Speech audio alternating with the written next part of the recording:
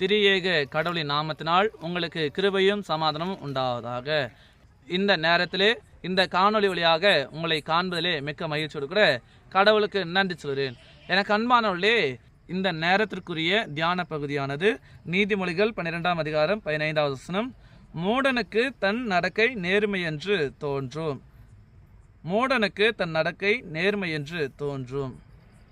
அன்பானவர்களே, மூடனுடைய எண்ணம் தான் செய்வது மட்டுமே சரி, தான் போகிற வழி மட்டும்தான் சரியான பாதை, தான் செய்வது மட்டுமே சரியான வேலை என்று சொல்லி தவறான வழியிலே தவறான காரியத்தை செய்தால் கூட அது சரி என்று என்ன பண்ணுவாங்க, தங்களுக்குள்ளாகவே ஏற்றுக்கொள்வாங்க.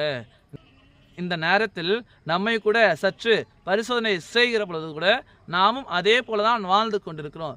கிறிஸ்தவர்கள் என்று சொல்லி நாம் வாழுகிறோம், ஆனால் உண்மையான கிறிஸ்துவ வாழ்க்கையை நாம் வாழுகிறோமா? திருச்சபை ஆராதனைக்கு மட்டும் போனால் போதும், அந்த ஆராதனையில் வேதம் வாசித்தா மட்டும் போதும். அது மாத்திரமல்ல, வீட்டுகளில் தான் அதிகமாக போகிற இடத்துல கடவுளுடைய வாக்குத்தத்த வசனங்களை மாட்டி விட்டால் மட்டும் போதும், அதுவே நமக்கு அடையாளமாக இருக்குது, அதுவே நம்மை கிறிஸ்தவர்களாக காட்டுகிறதுன்னு சொல்லி நாம் கூட என்ன பண்ணுறோம், சில வேலைகளில் வெளிப்புறமான வாழ்க்கையை மட்டும்தான் நம்ம வாழ்ந்து கொண்டிருக்கிறோம். ஆனால் உண்மையில் நாம் கிறிஸ்தவ வாழ்க்கை நாம் வாழ்ந்து கொண்டிருக்கிறோமா?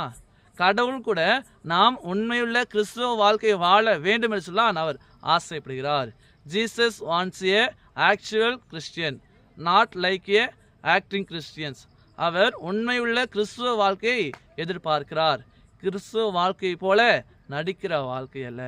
இன்றைக்கு நம்முடைய வாழ்க்கை எப்படி இருக்கிறது என்று சற்று நாம் யோசித்து பார்ப்போம். நம்முடைய வாழ்க்கை நாம் மாற்றிக்கொள்வோம். கிறிஸ்தவர்கள் என்றாலே கிறிஸ்துவை உடையவர்கள். கிறிஸ்து நம்முள் இருக்கிறார், கிறிஸ்து நம்மோடு இருக்கிறார், கிறிஸ்து நமக்குள்ளாக இருக்கிறார். நாமும் கூட கிறிஸ்து உடையவர்களாக ஒரு புதிய வாழ்க்கையை வாழுவோம். அதுதான் உபாகம் 6ஆம் அதிகாரத்தில் 4 முதல் 9 முடிய அந்த வசனத்தில் நாம் பார்க்கிற பொழுது, கர்த்தர் ஒருவரே, உன் முழு இதயத்தோடும் உன் முழு ஆத்மாவோடும் உன் முழு பலத்தோடும் கடவுளத்தில் அன்பு கூற வேண்டும். இந்த வார்த்தைகள் உன் இருதயத்தில் பதிந்திருக்க வேண்டும், உன் பிள்ளைகளின் மனதிலும் பதியும்படி அவர்களுக்கு போதிக்க வேண்டும்.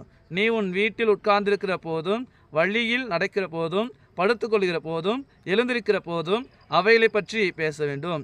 அவைகளை உன் கையில் அடையாளமாக கட்டிக்கொள், அவைகள் உன் கண்களுக்கு நடுவே ஞாபக குறியாய் இருக்க வேண்டும்.